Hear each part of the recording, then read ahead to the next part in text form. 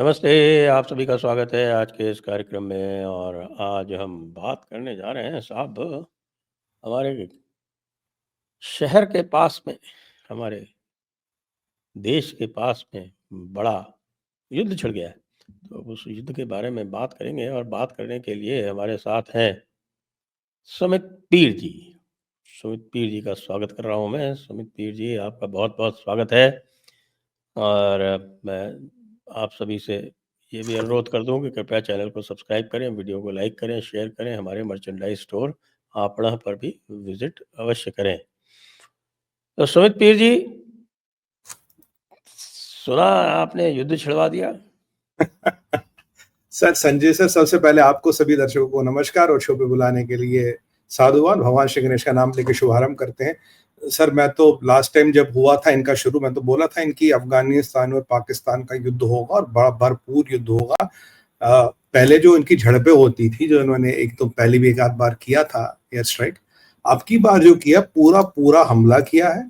पूरे दो मुसलमान बिरादर एक दूसरे से लड़ रहे हैं, एक दूसरे की गर्दनें काट रहे हैं। और समाचार ये है सर कि पाकिस्तान कहता है, जो पाकिस्तान ने ऑफिशियली ये नहीं कहा कि हमने एयर स्ट्राइक किया है, पर जो अफगानिस्तान कहता जी इन्होंने एयर स्ट्राइक किया है, हमारे 30 से 35 लोग यहाँ मरे हैं। ये पाकिस्तान मीडिया का दावा है, अफगानिस्तान मीडिया में भी लोग कहने लगे हैं।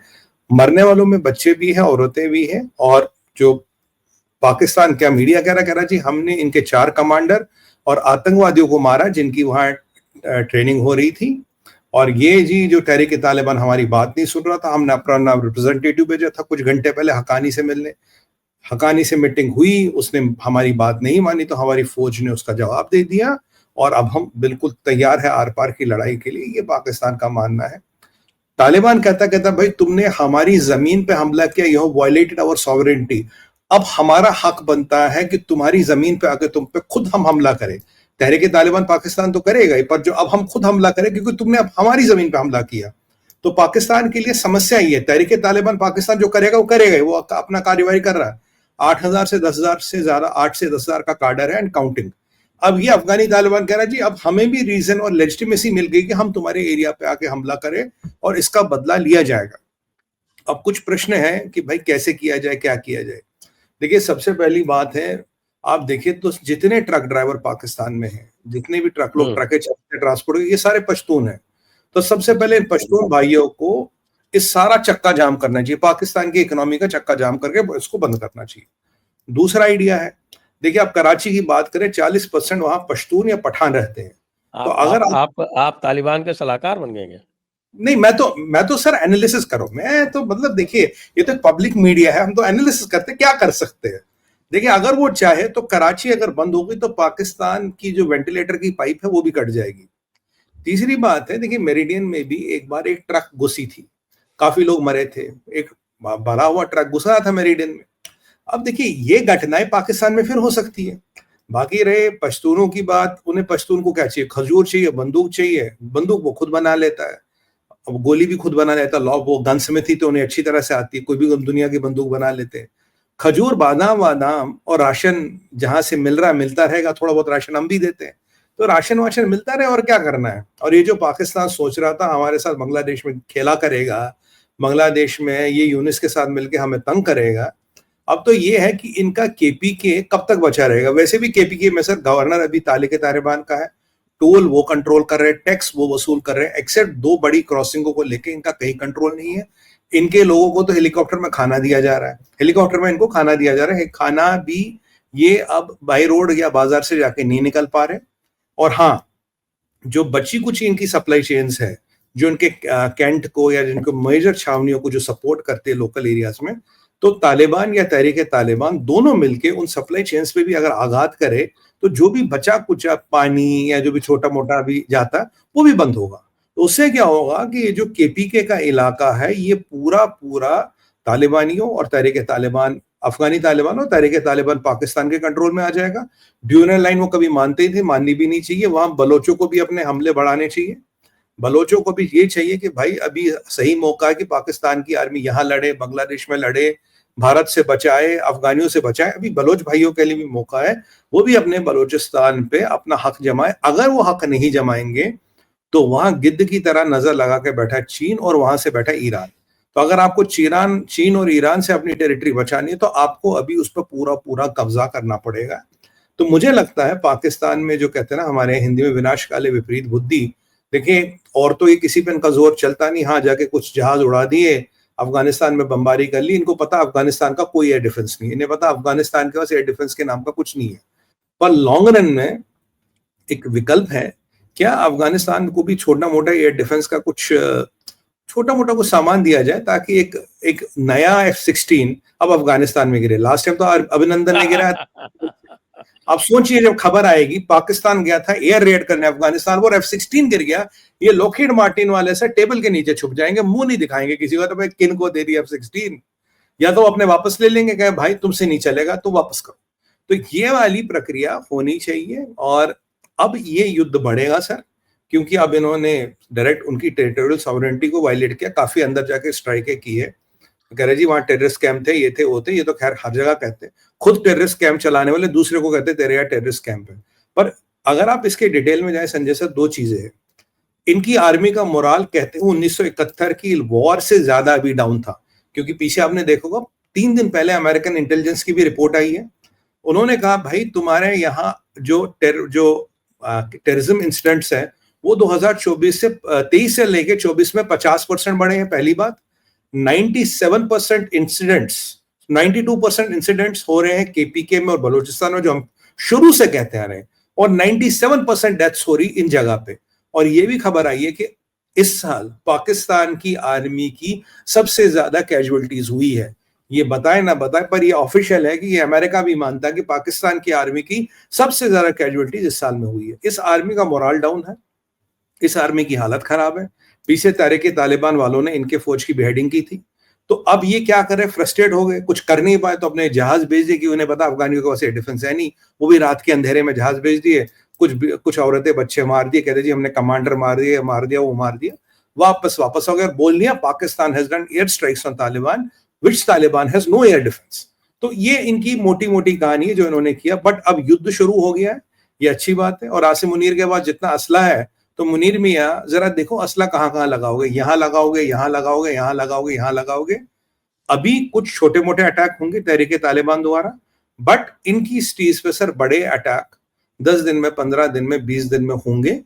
और अगर किसी ने कहीं से कुछ तार छेड़ दिए तो मुझे ये भी लगता है कि बांग्लादेश की सेना पे भी अराकान आर्मी के हमले बढ़ेंगे, क्योंकि जो उनकी निकटता हो रही थी पाकिस्तान के साथ, कहीं ना कहीं पाकिस्तान को वो फ्रंट भी हाथ से जाता नजर आएगा। तो मतलब पाकिस्तान को जब जहां से मर्जी ठोको, जितना मर्जी ठोको, देखिए हम तो अब कुछ करते मतलब आप क्या कहना चाह रहे हैं, अराकान आर्मी और अफगानिस्तान में नहीं सर, मैं ये कह रहा हूं कि जब ये यहाँ बिजी हो जाएंगे, बंगला यूनिस को मदद करना बंद कर देंगे, तो इनका पप्पू जो यूनिस है उसकी ट्रेनिंग कर रहे हैं वो लोग बांग्लादेश आर्मी की। नहीं सर, उनको वही तो कह रहा हूँ ना, ये जब यहाँ खुद बिजी हो जाएंगे तो वहां क्या करेंगे, फिर वहां अराकान्स वाले और जो बाकी अलायंस है वो उनकी थोड़ी अच्छी धुलाई पिटाई कर देंगे, ताकि जो उन्होंने फ्रंट खोलने की कोशिश की थी हमारे अगेंस्ट उस साइड से, वो फ्रंट ऑटोमेटिकली भी बंद हो सकता है। भारत के लिए तो अच्छा समाचार है, भारत के लिए बहुत अच्छा समाचार है कि आपस में लड़े, एक दूसरे को मारे। और आप याद करिए तालिबान ने एक स्टेटमेंट दिया था सर, जब इस्माइल हनिया मरा था, तालिबान ने स्टेटमेंट दिया था, बिरादर इस्माइल हनिया को खुमैनी ने मरवाया है यहूदियों के हाथ, क्योंकि यहूदियों ने कहा हम तुम्हें मारेंगे, उसने कहा मुझे छोड़ दो, यही इस्माइल हनिया को पकड़ो। देखिए ये तो ऑफिशियल स्टेटमेंट है ना तालिबान का, I am not creating this. तो ये वाली चीजें, यहाँ रंजिशें और यहाँ क्रॉस करंट बहुत है। अब किसकी लॉयल्टी किसके साथ है, कौन किसको मारेगा, कौन किसको छेड़ेगा, किससे कौन बचाएगा और किसको मारेगा, बड़ा इंटरेस्टिंग एस्पेक्ट है। बट पाकिस्तान में लोग मरेंगे और पाकिस्तान के बड़े शहरों को अब अफगानी तालिबान के अटैक का ब्रंट फेस करना पड़ेगा। और ये बिल्कुल पक्की बात है, तहरीक तालिबान तो करता रहेगा जो करेगा, अफगानी तालिबान भी अब गेम में आ गया है। और यहाँ एक चीज और बता दो जो इंपॉर्टेंट है, इन्होंने 2 ग्रुप खड़े किए थे सर, आइसिस खुरासान और ये है क्या था वो, लश्कर जंगवी। लश्कर जंगवी को इन्होंने पार चिनार में इन्होंने नरसंहार करवाया, इन्होंने शिया पठान मरवाए। और अब भी 75 दिन हो गए संजय सर, आज पार चिनार का रास्ता बंद है। पार चिनार में दवाई नहीं है, दवा नहीं है, खाना पीना नहीं, कुछ नहीं है, पर इन्होंने ब्लॉकेट रखा है। और ये माना जाता है, ये जो है जंगवी वाला, क्या है, ईद नजर फारूकी जो इनका हेड है, ये अब भी वहां अफगानी ये बेचारे जो शिया पठान है इनको मार रहा है। और सुनना मैं कोई कह रहा था मुझे, पीछे से गर्दन रेतते हैं। मैंने कहा ये क्यों करते हैं? कहते हैं हजरत अली के साथ भी इन्होंने ऐसे किया था, मतलब पीछे से गर्दन रेतने का काम ये करते हैं, which is very painful death. तो कह रहा है ये अब भी वहां हो रहा है। और यहां से अफगानी बाकी मतलब बाकी जो हलाल करते हैं, जो आगे से गर्दन रेतते हैं, ये शियाओं की गर्दन पीछे से रेतते हैं। हाँ, तो ये जो पारचिनार में जो कर रहे हैं वहां, ये आपको हर जगह ये ट्रेडमार्क मिलेगा। बिहेडिंग हो रही, यहां से नहीं हो रही, पीछे से, कंसिडर्ड वेरी पेनफुल। और कह रहे हैं कि इसमें वो जो हजरत अली के साथ हुआ था, ऐसे किसी ने मुझे बताया, भाई यही वो वाला प्रकरण, वही मानसिकता अब भी हो रही है जो हमारे पारचिनार में जो ये बेचारे शिया पठान है, और उनका ब्लॉकेड संजय सर 75 दिन से जारी है। और इन्होंने जो फोर्स छोड़े थे, इन्होंने फोर्स छोड़ा था ये लश्कर जहांगीर और खुरासान वाले, कि क्या ये इतने बड़े हो जाएंगे, क्या इन्हें पठानों का सपोर्ट मिलेगा, क्या ये टीटीपी से भिड़ेंगे? पर अब इनको ये समझ आ गया है कि ये दोनों फोर्स मिलके भी टीटीपी का कुछ नहीं उखाड़ पाएंगे।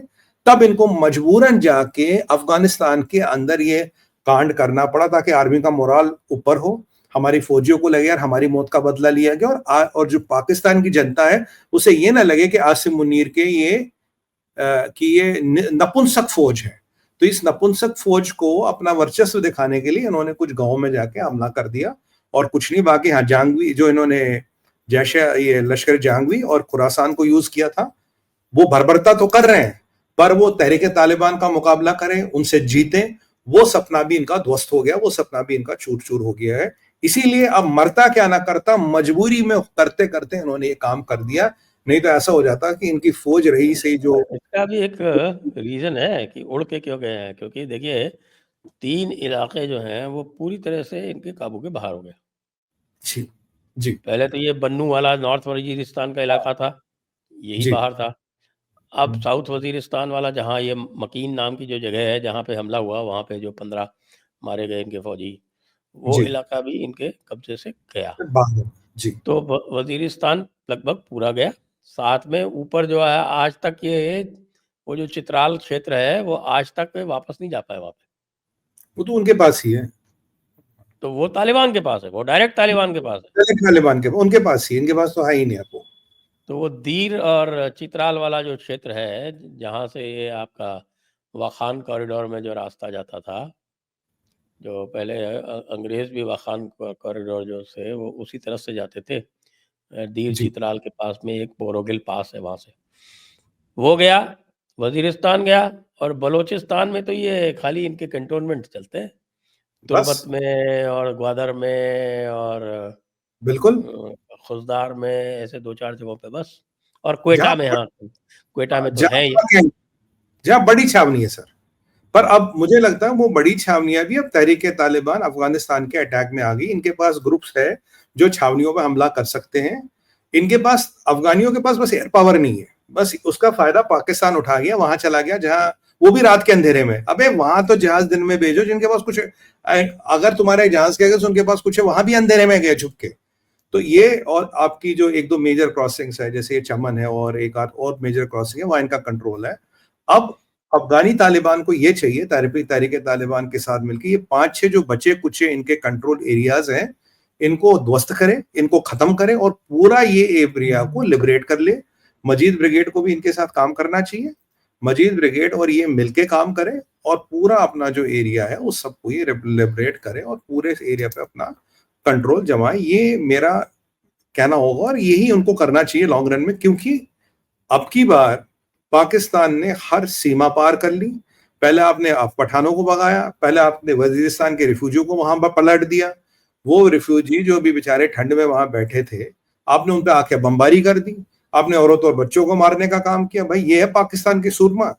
मतलब तुम्हें लगता है कि तुम्हें अमेरिका ने जहाज दे दिया, तुम किसी को भी कुछ भी मार लोगे? तुमने तालिबान गवर्नमेंट को इतना अंडर एस्टिमेट कर लिया। अरे खानदानी जहादी है वो लोग, अरे बहुत 7 पीढ़ियों से जहाद कर रहे हैं। मतलब तुम्हारी तरह थोड़ी नए नए हैं, तुम तो वैसे कन्वर्टेड हो, कन्वर्टेड भी नहीं है।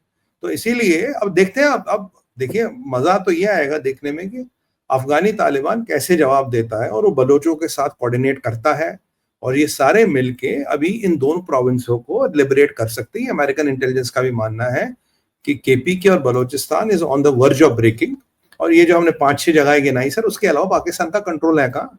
टैक्स तक है तो ना? वही वसूल पे। हाँ बिल्कुल, कहाँ पे? ईस्ट पाकिस्तान पे।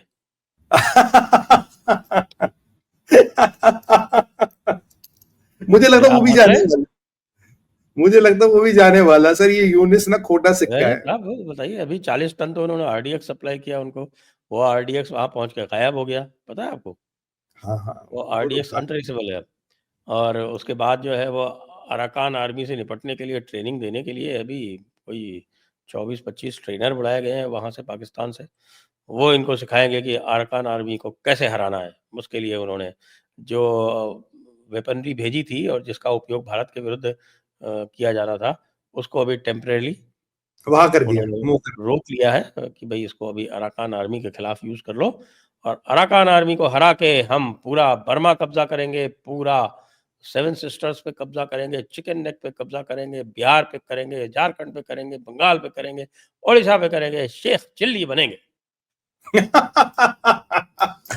ये तो वही हो गई सर, मुझे तो इनको देख के वही याद आता है। मैं तो कह रहा तुम लिखो किस्सा है अली बाबा, कहानी में से कहानी निकलती, कहानी में से कहानी निकलती थी, वैसे इनके सपने हैं। अब देखिए जब पाकिस्तान की बात संजय सर, दो इंपॉर्टेंट चीजें। पहली बार तो कुछ दिनों 42 दिन पहले एक शिप डॉक हुआ था चिटागोंग में, पहली बार कई दशकों बाद।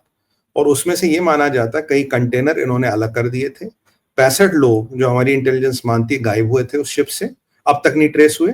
और जो उस दिन स्टाफ था पोर्ट पे, उस सबकी बदली कर दी, सबकी ट्रांसफर कर दी। अब कल या परसों एक और शिप आया है 42 डेज बाद। जहाज है चाइनीज, कंपनी है पनामा की जो चलाती है, और उसमें आए 699 कंटेनर, जिसमें पाकिस्तान कहता लाइमस्टोन है, शुगर है और कॉटन है। अबे शुगर तो तुम्हारे पास खुद खाने की नहीं, बांग्लादेश को क्या भेजोगे? अब देखिए जब से ये यूनिस आया है, पहले शेख हसीना के टाइम में ये नहीं होता था। मान लीजिए 699 शिप आए, उसमें से क्या करते हैं कुछ कंटेनर उतार के, मान लीजिए 600 नॉर्मल कंटेनर, 99 कंटेनरों में हिसाब किताब है, वो उतार के अलग कर देते हैं। फिर कुछ उसमें क्रू आता, मान लीजिए 500 का क्रू आया, 60-70-100 का क्रू गायब हो जाएगा, 400 का क्रू मतलब उसकी इमिग्रेशन होके आगे चला जाएगा। तो ये पाकिस्तान खुलेआम वहां हथियार और सोफिस्टिकेटेड टेक्नीशियंस और कुछ भेज रहा है। और चिटागोंग एरिया में देखिए सर, हिंदुओं की सबसे बड़ी ज्यादा आबादी जो कहीं बांग्लादेश में उसी क्षेत्र में है। तो वहां पे ये कुछ command and control centre type बना रहे अराकान आर्मी के साथ ट्रेनिंग करने की, लड़ाई मतलब जो भी एंटी इंडिया एक्टिविटी, अभी एंटी। अभी लेटेस्ट समाचार ये चल रहा है कि वहाँ पर इन्होंने अक्रॉस द नाफ रिवर जी। एआरएसए, जो आपका अराकान रोहिंग्या सैल्वेशन आर्मी है, हम्म। उसने जो नए-नए हथियार मिले हैं उनके दम पे और cross the river attack launch कर दिया है। हुँ। हाँ, ये बिल्कुल अच्छी बात है। अराकान को आर्मी को और अटैक करना चाहिए। वैसे भी 1400 कितना है, 1400 या 14,000 क्षेत्रफल तो उनके कंट्रोल में आ ही गया है, जो नीचे वाला हिस्सा बांग्लादेश का। और ये जो वहां पे ये जो चीजें गायब हो रही है, जो पाकिस्तान से बार बार शिपमेंट्स आ रही है, सर अगर हम माने ना माने, ये इसमें था तो एंटी भारत का जो भी हिसाब किताब था, जो भी असला बारूद या जो भी हो सकता कुछ बड़े कॉम्प्लिकेटेड वेपन्स भी हो जो एंटी भारत इनको यूज करने थे। और यूनिस को भी तो ये पता है ना 25 दिन की नौकरी है उसके पास। जब ट्रंप आएगा तो यूनिस की नौकरी कब तक चलेगी वो तो यूनिस को भी नहीं पता। अभी 20 जनवरी में 25 दिन बाकी है, तो वो 25 दिन की नौकरी कर रहा है। अब आप देखिए 25 दिन की नौकरी तो काफी लोग कर रहे हैं अमेरिकन एस्टेब्लिशमेंट को, जैक सुल्लिवन हो, वो एंथनी ब्लिंकन हो, और जो भी है ये। तो आजकल तो ये लोग, इन्हें पता है यार जब तक ट्रंप आएगा तब तक नौकरी कर लो, ट्रंप के आने के बाद कुछ चलेगा नहीं। बट चिंता का विषय ये है कि जो पहले चीजें शेख हसीना के अंडर खुलेआम नहीं होती थी, अब यूनिस के अंडर शासन प्रशासन को यूज किया जा रहा है वो चीजें करने के लिए। पहले आप खुलेआम ये 50-60 कंटेनर नहीं उतार सकते, उनको अलग नहीं कर सकते। पहले ये नहीं बोलोगे कि जो पाकिस्तान से कंटेनर आएगा उसकी तलाशी नहीं होगी। अब तो ये कुछ भी कर लेता है ना यूनिस, क्योंकि इसको भी पता है कि अगर मुझे हटाओगे, मैं अब जाने से पहले इतनी यहाँ जहादियों की नस्ल बो के जाऊंगा, उतने जहाद के बीज बो के जाऊंगा, जो भारत के लिए बहुत चिंता का और बहुत परेशानी का कारण तो मैं बना ही लूंगा। इतना मेरे को डीप स्टेट के मालिकों को तो मैं एक बोलूंगा कि जाने से पहले मैं उस जमीन में इतनी मायने लगा जाऊंगा कि जो उस पर चलेगा उसको क्षति पहुंचेगी। यूनिस तो वही कर रहा है आजकल, और उसके साथ पाकिस्तान आप देखिए पूरा पूरा मिला है। अब पाकिस्तान की सहायता के बिना ये संभव तो है नहीं। वैसे कल जैक सुल्लिवन आया था, जैक सुल्लिवन ने उसे माइनॉरिटीज को लेकर थोड़े उसके कान तो खींचे हैं, पर हाँ, साथ ही और स्टेटमेंट भी आया है उसका। खास बात स्टेटमेंट ये है दिया, कि चुपचाप चुपचाप नहीं, पब्लिकली खींचे। पब्लिकली खींचे उसके कान, और क्योंकि इसने अति कर दी सर, मतलब अब उनके डीप स्टेट वालों ने भी कहा भाई इतना मत कर, ताकि तू पब्लिकली तू आ जाए तो दुनिया भर के हर पब्लिकेशन का पार्ट बन गया फॉर रॉन्ग रीजन, तो जो हमारा, अगर तू ऐसे हर पब्लिकेशन का पार्ट बनेगा जो हमारा agenda, that will get defeated. पर कल एक इंपॉर्टेंट डेवलपमेंट हुई जिसकी तरफ मैं आपका ध्यान आकर्षित करना चाहूंगा संजय सर। कल जब जैक सुल्विन आते हैं यहाँ बांग्लादेश, तो कल एक वहां से एक और कांड निकल आता है। अचानक बांग्लादेश को याद आता है, कहता भाई रशिया ने एक पावर प्लांट लगाया था शेख हसीना के टाइम में, अभी वो चालू हुआ या नहीं हुआ या हो रहा है व्हाटएवर। अब एलिगेशन लगाता यूनिस और उसका कबीला, कबीला ही कहूंगा मैं, भाई शेख हसीना ने $5 बिलियन का गबन किया है। 2 दिन पहले ये कहते हैं भारत को शेख हसीना को एक्स्ट्राडाइट करो क्योंकि उस पर 45 मर्डर है, और जी उस पर कुछ और भी हमने केस बना दिए। अब जो इनके और हमारे बीच एक्स्ट्राडिशन की ट्रीटी है उसमें एक चीज क्लियर लिखी है, अगर मर्डर हो तो आपको एक्स्ट्राडाइट करना पड़ेगा, पर उसमें एक्सेप्शन है, अगर पॉलिटिकल नेचर की एलिगेशन हो हम एक्स्ट्राडाइट नहीं करेंगे, तब कोई वो कंपल्शन नहीं है। फिर उन्होंने एक और अमेंडमेंट डलवाया, अगर पॉलिटिकल नेचर का उसमें मर्डर है तो तब भी हमारे पास डिस्क्रिप्शन, हम करें ना करें। इसीलिए शेख हसीना पे 45 मर्डर लगा दिए गए। अब मर्डर तो छोड़िए, और ये राइटिंग वाइटिंग के चार्ज लगा दिए, ये लगा दिए। अब इन्होंने कल बोल दिया 5 बिलियन का जी गबन किया है, रशियनों से उसने पैसे लिए और 5 बिलियन लेके शेख हसीना बैठी है भारत में, ये इनका आरोप है। अब ये बोलेंगे उसने यहाँ के लोगों को मारा या राइटिंग कराई और बांग्लादेश का पैसा लेके वो भारत में बैठी है, ये इनका ऑब्जेक्टिव है। इससे क्या होगा, एक तो इस रशिया का जो प्लांट है वो खटाई में पड़ गया, रशिया के इंटरेस्ट खटाई में पड़ गए, और भारत के भी इंटरेस्टों को इन्होंने फिर कहीं ना कहीं दाएं बाएं करने की कोशिश की। जो अमेरिका के ये लोग हैं बेवकूफ, डेमोक्रेट्स, बेवकूफ इसी को कहते हैं ना। वो रशिया जो है वो इनका न्यूक्लियर प्लांट बना रहा था। अब न्यूक्लियर इनका पावर जो प्लांट, है वो न्यूक्लियर पावर प्लांट बना रहा था। उस न्यूक्लियर पावर प्लांट में अगर इस तरह की हरकतें करेंगे तो आगे कौन बनाने आएगा? वो तो खत्म हो गया। वैसे भी रशिया ने जैसे ही इनका वो कू हुआ था वो काम रोक दिया था तुरंत। अब वही मैं कह रहा हूँ ना सर, तो पापा बनाने आएंगे चाइना से, और कौन बनाने आएगा, और तो कोई आएगा नहीं। अब ये देखिए इनको अचानक याद आया चाइना वाले जैसे, भी तो कहाँ आ रहे हैं? चाइना वाले कह रहे हैं हमारा वो इंटरेस्ट विंटरेस्ट पैसा वैसा तो दो, फ्री में तो हम कोई काम करते नहीं। हम तो अब अपने चाइना है हम तो अपने बाप का जो है वो पिछवाड़ा नहीं पोंछते बिना पैसा लिए। अब यहाँ एक चीज बड़ी इंटरेस्टिंग हुई सर, कल जैक सल्विन के आने के बाद संजय सर अचानक ही नहीं याद है रशिया का जो प्लान जो रुका उसमें शेख हसीना 5 बिलियन निकाले। मैंने कहा 5 ही निकाले, 4.5 तो नहीं निकाले, 480 नहीं निकाला, पूरे 5 बिलियन निकाले। तुम्हें कल ही याद है जब जैक जैक भैया आ गए तुम्हारे घर पे? अरे यूनिस मिया इतना खुल के मत खेलो, इतनी भी टीगिरी मत करो। टी का होता है एक वर्ड, मैं वो वर्ड नहीं बोलना चाहता, इतनी टीगिरी मत करो ताकि लोगों को समझ आता तुम करते क्या हो। और ये डेमोक्रेट्स के जो ओबामा के एजेंडा दुनिया में चल रही है, ये भी अब खुल के सामने आ रहे हैं। अब जैसे मैं आपको बता दूं, यहां इन्होंने बांग्लादेश में बोल दिया रशियन प्लांट 5 बिलियन ये वो। वहां पहले ये कहते थे, अगर हम जुलानी की बात करें, कहते थे जुलानी जो आतंकवादी है इस पे 10 बिलियन की बाउटी है।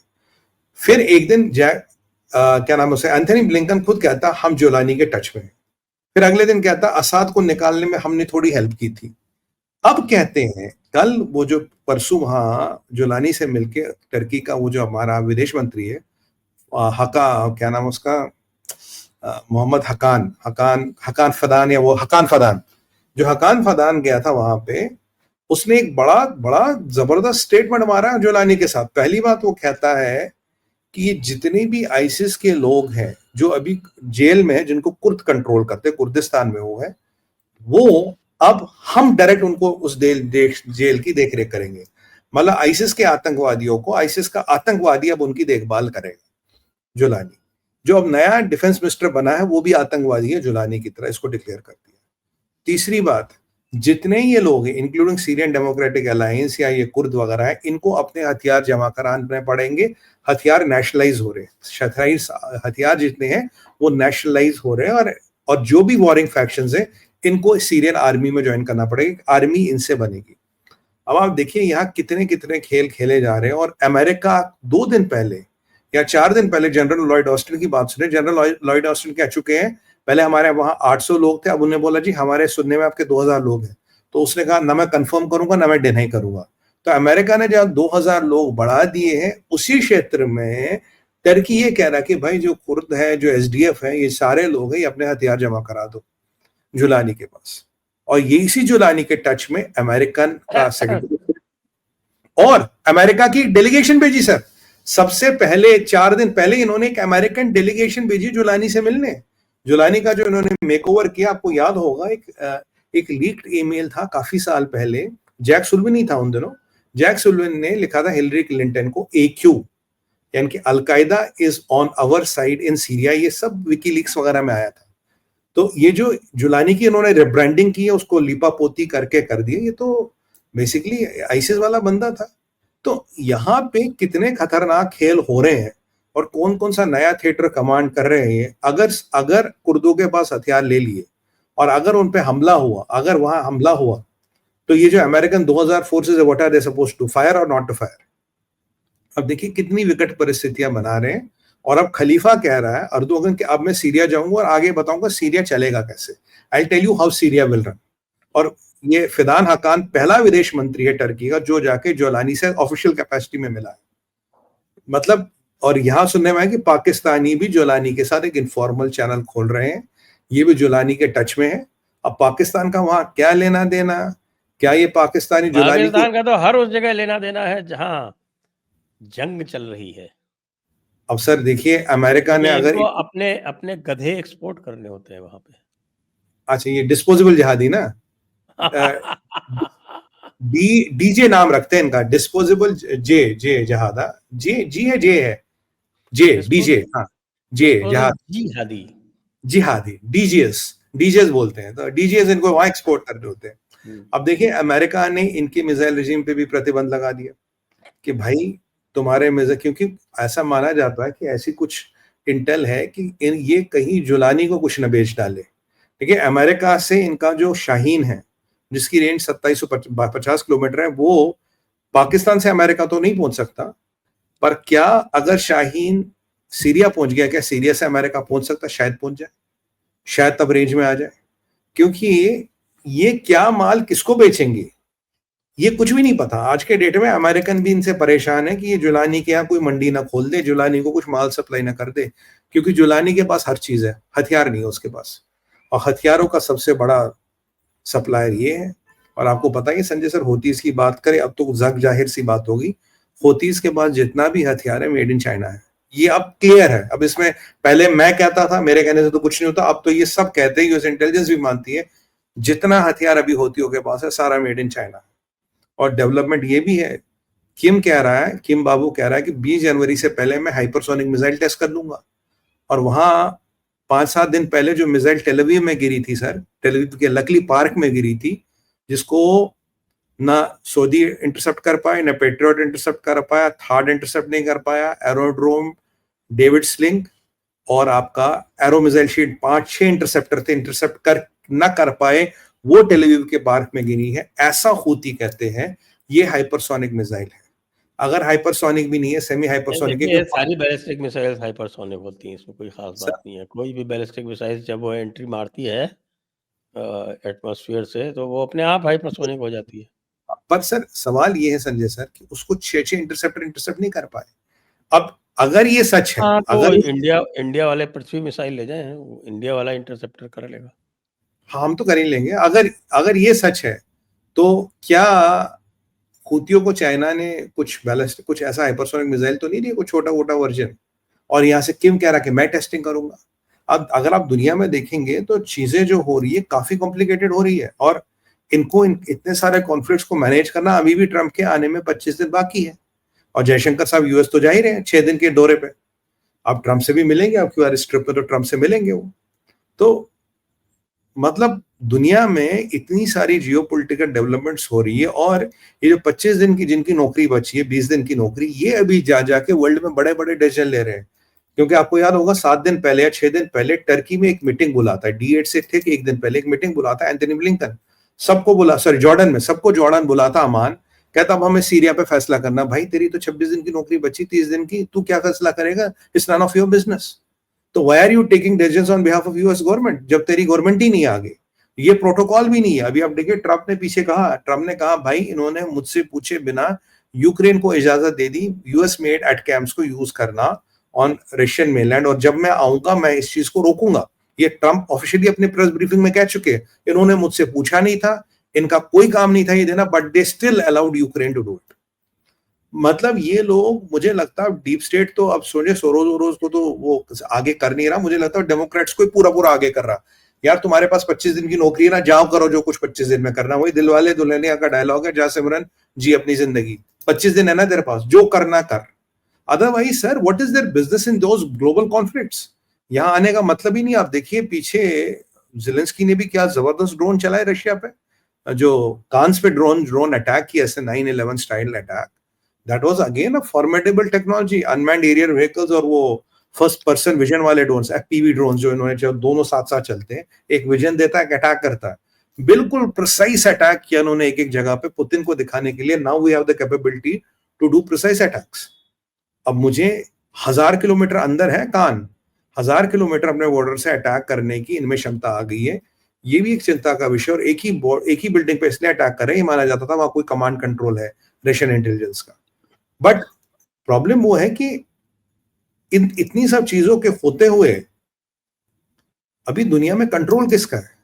मुझे तो अभी लगता है वैसे तो ये पता है, ये तो बात जो चल रही है वो तो ठीक है अपनी जगह पे, जी लेकिन हमारे डॉक्टर जयशंकर क्या करने गए हैं यूएस? सर, कई सारी चीजें जो मुझे लगता है। देखिए पहली बात तो है कि ये जो जाते हुए डेमोक्रेट और आते हुए रिपब्लिकनों के बीच का ये जो अभी नो मैन्स लैंड है, जहां कुछ भी हो रहा, कहीं से भी हो रहा, कुछ भी कर रहे हैं। कभी ये डोवल साहब का वारंट निकाल लेते हैं, कभी ये कुछ उल्टे सीधे रेटिंग निकाल लेते हैं, कभी कुछ उल्टे सीधे हमें भाषण देने लगते हैं। और अभी जो पन्नू ने धमकियां भी दी है, वो भी एक कारण अरे है। साहब, पन्नू तो कह रहा है कि साहब हम पता नहीं क्या कर देंगे, उसके 3 खालिस्तानी क्या मारे गए हैं, वो तो अब डरा हुआ घूम रहा है। नहीं, उसके फ्यूज में तो आग लग गई है सर। अब देखिए कब फ्यूज मीट्स द बॉडी, उसके फ्यूज में तो आग लग गई है उसको। तो वैसे भी वो अब किसी के अमेरिका का भी ज्यादा काम का रहा नहीं, एक्सपोज हो गया ना अब ये देखिए दूसरी बात है सर, बांग्लादेश में अगर हमें कुछ करना है, और जो करना पड़ेगा, क्योंकि बांग्लादेश में आप जानती हैं हालत बद से बदतर हो रही है, हिंदू देश तो बनाने ही है बांग्लादेश में। तो उसके लिए आपको यूएस के साथ जो भी एक इनफॉर्मल एग्रीमेंट या एक अलायंस है वो तो करनी पड़ेगी। और आप ट्रम्प से मिलेंगे, उनको बोलेंगे भाई ये परिस्थिति हमें प्रोवोक किया जा रहा है, ये जो पाकिस्तान वहाँ असला भेज रहा है, जो पाकिस्तान वहाँ कंटेनर भेज रहा है, जो पाकिस्तान के लोग वहाँ गायब हो रहे हैं, ये जो अराकान आर्मी के अगेंस्ट ट्रेनिंग हो रही है, जो काफी सारी एंटी हिंदू एक्टिविटियां बांग्लादेश में हो रही है, शेख हसीना को एक्स्ट्राडिशन का नाटक जो हो रहा है, जिसने टीटी साइन की थी उसी को कह रहे हैं मैंने टीटी साइन की, मुझे एक्स्ट्राडाइट करो। मैं तो कह रहा हूँ यूनिस को एक्स्ट्राडाइट करो। यूनिस ने जितने मर्डर करवाए हिंदुओं के, उतने तो बांग्लादेश के इतिहास में किसी ने नहीं करवाए। हिंदू टेंपल जलाएगी, हिंदुओं का घर दुकान जलाएगी, माँ काली का मुकुट चुराया गया शक्तिपीठ का, इस इस्लामिस्ट यूनिस जिहादी को एक्स्ट्राडाइट करो ना पहले तो। बट अब देखिए भारत को भी एक एक्शन लेना पड़ेगा। बट क्या ये अभी टाइम एक्शन लेने का तो है नहीं, अभी तो लिटरली डीप स्टेट की सरकार चल रही है। बाइडेन तो वहां नाम के लिए बैठा, तो डीप स्टेट का हुकूमत चला रहा है। अगर ट्रंप की वहां नहीं चल रही, आप सर सुनिए sir, visa we giving permission to Ukraine for using Russian missiles, तो अभी किसकी चल रही है मतलब? तो अभी तो हमें अपना जो पक्ष रखना, जो अपने इंटरेस्ट है उनको साधना है, और जो हमारी कुछ पेंडिंग डील्स भी है वो भी तो हमें पूरी करनी है। हमारी भी 4-5 बड़ी डील्स पेंडिंग है, उनको भी लेके हमें आगे बढ़ना। क्योंकि इन्होंने जो अभी डेमोक्रेट्स हैं, बाइडेन ने तो हमें लटका दिया, ना यहाँ कर दिया ना वहां कर दिया। और वहां देखिए चाइना के तेवर दिन ब दिन बढ़ रहे हैं। ट्रंप यहाँ से कह रहा है कि अगर भाई चाइना पे अटैक हुआ, चाइना ने अटैक किया ताइवान पे, तो मैं बचाने की गारंटी नहीं लूंगा, बिकॉज ताइवान हैज टू पे फॉर इट्स डिफेंस। ताइवान को पैसा देना पड़ेगा। ट्रंप ये भी कह रहा है मैं नेटो से निकलूंगा अगर तुम पैसे नहीं दोगे। तो ट्रंप की प्रायोरिटी क्या है? ट्रंप तो मिडिल ईस्ट में भी कहता है इट्स नॉट माई वॉर, मेरी और लड़ाई नहीं है भाई। पर अगर उसकी लड़ाई नहीं है, जो 2000 अमेरिकन मरीन्स कुर्दिस्तान में बेस्ड हैं, उनका क्या होगा? उनको विड्रॉल करना है। और ट्रंप ये भी कह चुके हैं कि भाई जो अफगानिस्तान में हमने विड्रॉल किया था, बड़ा हिस्ट्री विड्रॉल था, अगर मैं होता मैं ऐसे विड्रॉल नहीं करता। अब देखिए कुर्दिस्तान एक रियलिटी है, और सबसे बड़ी रियलिटी ये है सर, ये जो सदाम के लोग थे, जब ये सदाम गया मारा गया, इसके लोगों से तो आईसिस बना था। अभी जो बशार के लोग हैं, जो भी बच गए होंगे, कुछ मारे गए, जो भी बच गए होंगे, क्या एक आईसिस पार्ट 2 बनेगा? अगर वो आईसिस पार्ट 2 बनेगा, उसका एफिलिएशन किसके साथ होगा, क्या होगा, उससे हमें क्या खतरा, वर्ल्ड को क्या खतरा, ये भी स्टडी करना पड़ेगा। कि आईसिस पार्ट 1 तो बना ही था, क्या आईसिस पार्ट 2 तो नहीं बन के खड़ा हो जाएगा? तो दुनिया में जो बहुत बड़ा रिसेट हो रहा है, मुझे लगता है ऑटोमन एम्पायर के गिरने के बाद सबसे बड़ा रिसेट अभी मिडिल ईस्ट में हो रहा है। और मजे की बात, कल हूतियों ने डिक्लेयर कर दिया है अमेरिका और इजराइल पे वॉर। वो तो ठीक है, यूएई और सऊदी, सर यूएई और Saudi Arabia bombing Houthis today, कल बॉम्बिंग की, आज बॉम्बिंग कर रहे हैं हूतियों पे। ये अमेरिका और इजराइल तो कर ही कर रहा है, यूएई और Saudi Arabia are bombing Houthis today. और ये हूती से शिया और ये है सुन्नी। और वहां ईरान कह रहा जी मेरा तो कोई लेना देना है नहीं, बट मेरे भी धैर्य की सीमा है। तो अब ये जुलानी किसकी तरफ झुकेगा? वहां इजराइल आपके बफर जोन से ईरान की तो दिक्कत हो गई साहब, ईरान की तो दिक्कत हो गई, उनका हिजबुल्लाह खत्म हो गया, हाथ कट गया, हाथ कट गया। हिजबुल्लाह के साथ साथ असद के जाने से वो पूरा जो थोड़ा बहुत हिजबुल्लाह को रिवाइव करने के लिए जो लॉजिस्टिक्स चाहिए थी वो खत्म हो गई। वो खत्म हो गई। और उधर से टर्की जो है वो अपने खिलाफत उस्मानिया बनाने की बात कर रहा है। तो आप बताइए, खिलाफत उस्मानिया बनाना है या कि खिलाफत आइसिस बनाना है?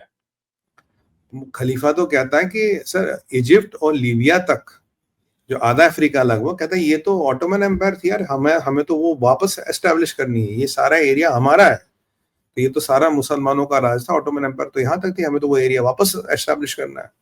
तो यहाँ भी खलीफा की एम्बिशन भी स्काई रॉकेटिंग है। मुझे लगता है भारत को भी डिक्लेयर कर देना चाहिए कि भाई देखिए ये मौर्यन एम्पायर और ललितादित्य की जो एम्पायर थी वो कैस्पियन सी से लेके और उधर आपके बर्मा तक थी, तो हमको भी वो चाहिए। अगर ऑटोमन एम्पायर लेजिटिमेट है तो बिल्कुल ये भी लेजिटिमेट है, इसमें क्या दिक्कत है, होनी चाहिए। और ये आप एक और बात देखिए ना सर, सीरिया का सारा तेल जो है वो कुर्दिस्तान में ही तो है। अमेरिका छोड़ेगा नहीं, ट्रंप क्या करेगा, अमेरिकन रेबल्स का क्या होगा। टर्की को भी कुर्दिस्तान चाहिए और जुलानी को भी कुर्दिस्तान चाहिए और कुर्दों को भी कुर्दिस्तान चाहिए। और elephant in the room, elephant in the room, जो वहां सबसे खतरनाक आईसिस के टेररिस्ट अब भी बंद है उस जेल में, जिनको अभी कुर्द मैनेज कर रहे हैं। अगर वो जुलानी के पास आ गए तो मान लिया बाहर आएंगे, और बाहर आ गए तो किसके खिलाफ लड़ेंगे? जबकि आईसिस ने अपने टाइम में इसराइल के खिलाफ कुछ किया नहीं था, इसीलिए तो इसराइल 10 मिनट दूर है दमस्कस से। It's a very volatile situation. Israel केवल 10 मिनट दूर है आज के डेट में दमस्कस से, और उनके जेट फ्लोट सब तैयार है। और इसराइल कट्स ने कहा था भाई अगर हमारे पे हुतियों ने किया हम यमन में जाके उनको ठोकेंगे, जबकि बहुत बार ठोका भी है उन्होंने भी, अमेरिका ने भी ठोका, तब भी वो हमला कर रहे हैं। तो देखिए कितना असला उनके पास पड़ा और कितना असला अब भी ईरान से उनके पास जा रहा है।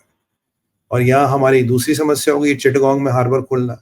यहाँ शिप आती है, चाइनीज शिप होती है, पनामा की कंपनी, माल पाकिस्तान का होता है।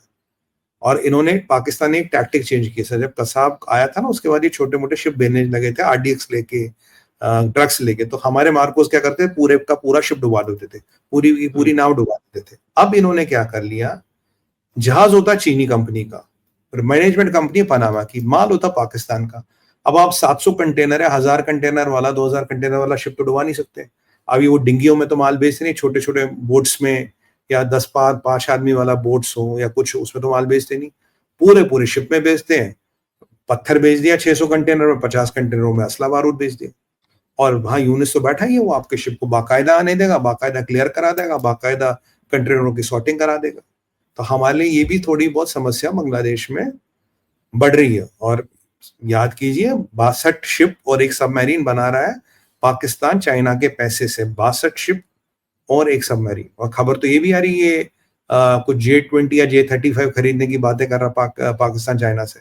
खैर बिल्कुल, ऐसे तो J-35 की बातें कर रहा है कि 40 J-35 चाहिए, जबकि दुनिया में कोई भी बावला ऐसा नहीं है जो J-35 खरीदे। और J-35 की कहानी ये संजय सर, चाइना की आर्मी खुद J-35 यूज नहीं करती, वो अब भी उनके पास J-10 है, जो सबसे उनका बेस्ट, जो सबसे ज्यादा जहाज उनके पास है अब भी J-10 है, और करीब 300 जहाज है और 300 और वो अपने लिए ला रहे। J-35 ये भी यूज नहीं कर रहे।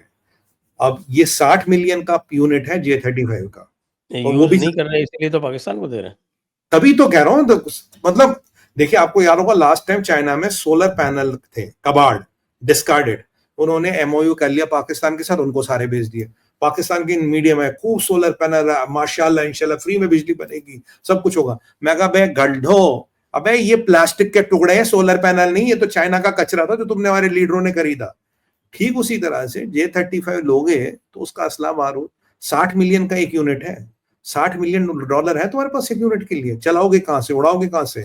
और वो जहाज जो खुद चाइना की आर्मी लेने को तैयार नहीं है अपने लिए, वो तुम्हें चिपका रही है। तो मतलब ये भी एक अजीब सी विडंबना है कि मतलब हमें जी जहाज चाहिए, और पाकिस्तान तो ये कह रहा है और टोन डाउन करके। मैंने कहा उसमें वैसे ही चलता क्या है जो टोन डाउन करके दोगे? फिर तो ऐसा लो प्लास्टिक का बना लो, रंग कर लो, दिखाने के लिए तो वो भी है, फोटो खिंचवानी तो वो भी काम आ जाएगा भाई, अगर फोटो ही खिंचवानी है तो वो भी काम आ जाएगा। पाकिस्तान की बौखलाहट ज्यादा दिख रही है, और मुझे लगता है ट्रंप के आने के बाद सर, संजय सर आप देखना पाकिस्तान पे और प्रतिबंध लगेंगे और पाकिस्तान का मामला और टाइट होगा।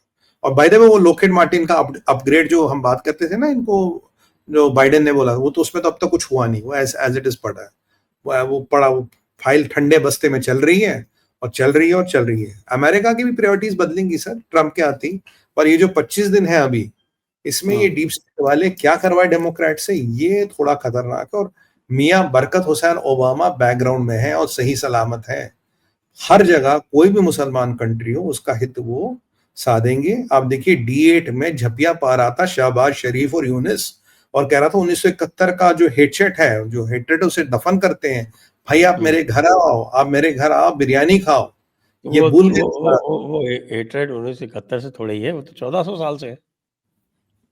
हाँ खैर वो तो 1400 साल से, बट इनके में तो 1971 में कुछ ज्यादा बढ़ गया था ना। मैंने तो ये बोला, मैंने तो ये बोला कि मैंने बोला बेटा ऐसा है, अगर भारत की तरफ देखे तो 1971 वाले याद फिर सीन होगा। बोला क्यों? मैं कहूँ 1971 में वाले कब्रिस्तान फिर खोदने पड़ेंगे तुम्हें बांग्लादेश में, क्योंकि जगह कम पड़ जाएगी।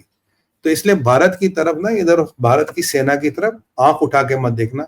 सर एक इंपॉर्टेंट पॉइंट है, 15 साल पहले इनकी 80% पॉपुलेशन बांग्लादेश की मेल न्यूट्रिशन थी, मेल न्यूट्रिशन, और अब भी 55% पॉपुलेशन मेल न्यूट्रिशन है। इसके जो सिपाही है वो है कुपोषित जहादी, और इसके जो आतंकवादी है कुपोषित जहादी है दोनों। अबे पहले खाना खाओ, मैं कह रहा हूं हमारे स्कूलों में एडमिशन लो, मिड डे मील मिल जाएगा, पहले कुपोषण तो निकालो यार, फिर करना जहाद, फिर करना गजवाइन। पर कैसे करेंगे भाई? क्या ये काम जो है ना, कि आप कह रहे हैं कि साहब की वो अपना पोषण करवा लो, तो वो तो कैसे करेंगे? वो तो सब इनके डिमांड्स के खिलाफ है। पूरी जो है वो ट्रेन भी नहीं चलाते। अब मछली के टुकड़े बिकते हैं ना सर, पहले एक मछली बंगाल में कल्चर था, एक मछली खरीदते थे, 2 मछली, आजकल टुकड़े मिलते हैं, सर अलग, बीच का अलग, दुम अलग, और हर एक के अलग अलग रेट है, तो वो खरीदते हैं आजकल। और अब भी sir food is their major fault, नहीं फूड नहीं है तो कुछ नहीं है। और भारत ने भी चावल नहीं दिया, जो चावल मांग रहे थे ना, भारत ने अभी चावल के लिए हाँ नहीं बोला है। मतलब बोलना भी नहीं चाहिए इनको चावल के लिए, काहे को चावल के लिए हाँ बोले। नहीं चावल ये का क्या भाई? अरे वो कीड़े मकोड़े मंगाओ ना चाइना से। हाँ वैसे चाइना में हर जो जीव है ना सर, ऑस्ट्रिच हो, गधा हो, सांप हो, माउस हो, हर का हाँ, वो किमोनो ड्रैगन्स, वो बड़ी सी चिपकली जो होती है, टोटल उसकी इंक्लूसिविटी है, इसी को तो कहते हैं इंक्लूसिविटी, और किसको कहते हैं? उसका फॉर्म है। तो मैं कह रहा हूँ जो वहां से बाई प्रोडक्ट हो, जो वहां रिजेक्टेड माल हो, वो पाकिस्तान भेजना चाहिए। चीनियों सुन दो, जो तुम्हारे इन विचित्र फॉर्मों में रिजेक्टेड माल है, सड़ा हुआ माल है, जो चाइनीज कंजप्शन के लिए अनफिट है, उसको पाकिस्तान भेज दो और बेचो इनको, फ्री में मत भेजना, they will pay for it, वो भेज दो। सर चाइना में एक बर्ड होती है छोटी सी क्विल, इतनी सी, वो 300 अंडे देती है। मैं कहीं पढ़ रहा था चाइना में क्यूल फॉर्म्स है 1.4 बिलियन क्यूल्स। अगला वायरस अब वहां से नहीं निकलेगा तो यहां से निकलेगा। दुनिया में हर तरह की एंडेंजर्ड स्पीसी, अगर आपने कहीं मान लीजिए 20 लाख चूहे पाल दिए, तो वहां तो कुछ भी बीमारी फैल सकती है। एक गांव है चाइना में, 30 लाख सांप है सर उसमें, 30 lakh, 3 million snakes that training. पता नहीं उनका मीट भी खाते हैं, स्किन भी बेचते हैं, जहर भी निकालते हैं, क्या क्या करते हैं भगवान जाने। उनके अंडे भी बेचे जाते हैं, उनके अंडों को सड़ा के कुछ दवाई बनाई जाती है भाई। मैं तो, और हाँ सबसे इंपॉर्टेंट चीज, चाइना में संतरा कोई नहीं खाता। अच्छा, संतरे का छिलका जो है उसके मेडिसिन, उसको सुखाते हैं, उसको चाय में डाल के उबालते, कहते हैं इसमें मेडिसिनल वैल्यूज है। सूखे हुए संतरे का छिलका, संतरा कोई नहीं खाता। भाई प्रभु ने ही तुम्हें कुछ विचित्र बनाया है, मेरी कोई गलती नहीं है। और दुनिया भर में कहते हैं कि संतरा खाओ, बड़ा अच्छा होता है सेहत के लिए, होता ही है, हम तो खाते ही हैं, बट इनको वो सूट नहीं करता। तो मैं कह रहा हूँ ये जो सड़े हुए संतरे हैं जो बर्चे, पाकिस्तान भेजो, ये बेचारे, इनको कुपोषण, कम से कम बांग्लादेशी भेज दो। कुछ 1000 टन संकट संतरा जाया होता चाइना में, जिसे कोई नहीं खाता। ओ पाकिस्तानियों, ओ यूनिस, ओ शाहबाज, क्या कह रहा हूं तुझे, कुछ 1000 टन संतरे चीनी फेंक देते हैं, तुम जाके लाइन में लगो, वो संतरे लाओ, तुम्हारा कुपोषण ठीक हो जाएगा। बाय गॉड, पूरी तुम्हारी अगली आने वाली नस्लें स्वस्थ हो जाएगी। तो ये मैं आइडिया दे रहा हूं तुम्हें, कर लो भाई। नहीं, नहीं, तो नहीं, अच्छा आइडिया है, तो बिल्कुल आइडिया है, आपने कई भीख सारे मांगने आइडिया दे दिए, आपने अफ़गानिस्तान वालों को आइडिया दे दिए, हाँ, आपने बांग्लादेश वालों को आइडिया दे दिए, तो हम यही उम्मीद करते हैं कि इन आइडियाज़ को ये जल्दी-जल्दी जो है इम्प्लीमेंट वो इम्प्लीमेंट करेंगे, उसको जो हरकत में लाएँगे और उससे जो है वो अपनी अ, इकॉनमी बढ़ाएँगे, तो वो होगा ही फिर तो। तो आइए आज की चर्चा को अब यहीं पर विराम देते हैं। सभी दर्शकों को बहुत-बहुत धन्यवाद। सुमित जी आपको भी बहुत-बहुत धन्यवाद। जय हिंद, जय भारत, वंदे मातरम। सर, जाते-जाते एक चीज़ कहूँगा, अफ़गानी को लड़ने के लिए एक बंदूक, कुछ गोलियाँ, कुछ खजूर और कुछ बादाम चाहिए। अगर उनकी व्यवस्था की जाए, तो पाकिस्तान हमें कोई समस्या नहीं दे सकता। दूसरी बात, आप शो पे बुलाने के लिए बहुत-बहुत साधुवाद। भारत माता की जय, वंदे मातरम और हर हर हर हर हर हर महादेव। महादेव।